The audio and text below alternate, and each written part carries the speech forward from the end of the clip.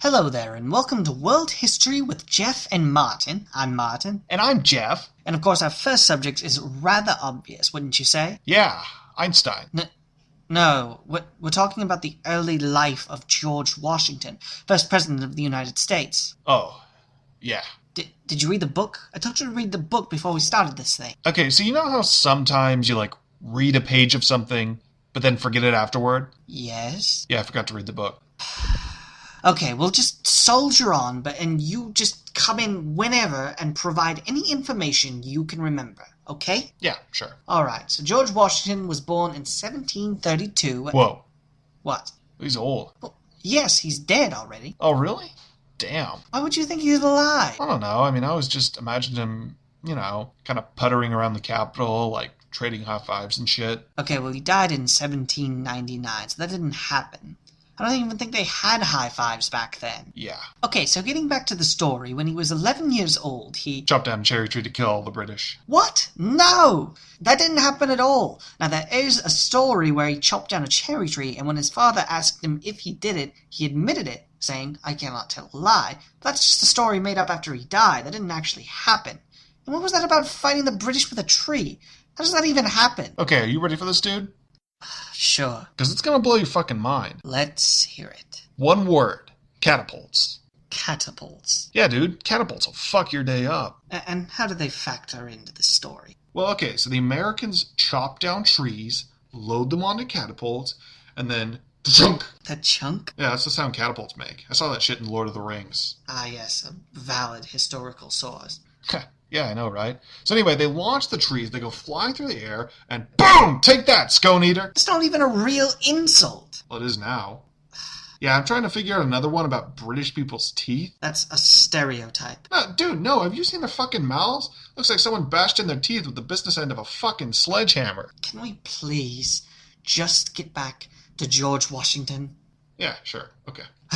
So, at age 11, Washington's father dies, destroying his chances of having any more than an elementary school education. However, his older brother introduced him to Lord Fairfax, who taught him about surveying. Surveying? What, looking at stuff? Basically, yes. Damn, dude, dream job right there. Washington went into the business on his own until tragedy struck. His brother Lawrence got sick and died. Washington lobbied for his brother's old position as leader of the local militia. However, his lack of experience would get him into trouble. The British and French were vying for control over the Ohio River Valley, so to stop French excursions, Washington led 150 ill-trained and ill-provisioned troops to build Fort Necessity. Ew. What? Why would you name it that? Why not, Fort Fire Eagle or something, or Fort Kickass? Whatever. So one day, Washington encountered a French force about 10 or so and attacked, killing all of them. As it turns out, one of the men was a French envoy delivering a message to the British.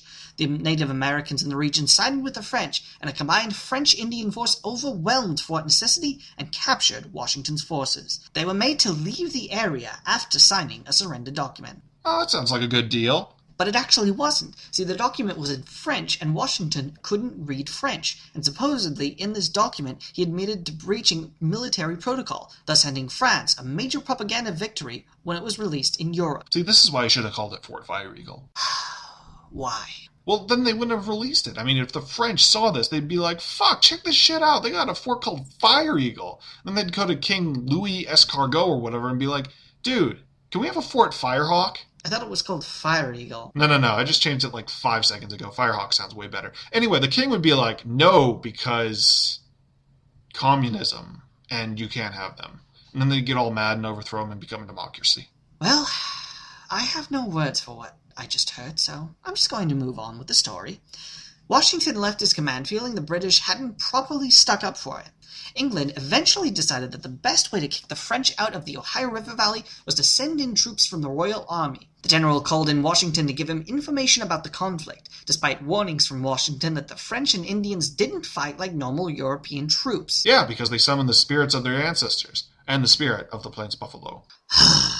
Despite the warnings, the general went ahead anyway, resulting in a major battlefield loss and his death. Washington would escape, and he would be given charge of the Virginia militia, and eventually took Fort Duquesne. Also a shitty fort name. Washington would retire, marrying his wife Martha, and return to a life of farming on his plantation. When war broke out in 1776, Washington was considered the perfect choice to take over leadership of the colonial army. General Howe was named commander-in-chief of the British troops in America. How? Yes, Howe. Oh, is he like an Indian? No. Why would you think that? Wasn't that how the Indians say hello? You know, how? Like that? No, it's not. He was British, not a Native American. Can we get back on track? Yeah, sure. Okay, so Washington headed to Boston, where much of the fighting took place. He fortified the high ground over the city, forcing Howe to move his troops out, but Howe wasn't done yet. His next move was to seize New York, calling the might of 80,000 British troops. And calling on the spirits of his ancestors, and the spirit of the Plains Buffalo. For the last time, he was not an Indian, he was British! Yeah, the British have ancestors too, asshole. They have loads of cemeteries and shit over there. Whatever, but there's no buffalo on the British Isles. Okay, but they must have some animals over there, like elephants or panthers or something. They have none of those things. Fine, what about a moose then? Okay, they have a moose over there. Yeah, there we go.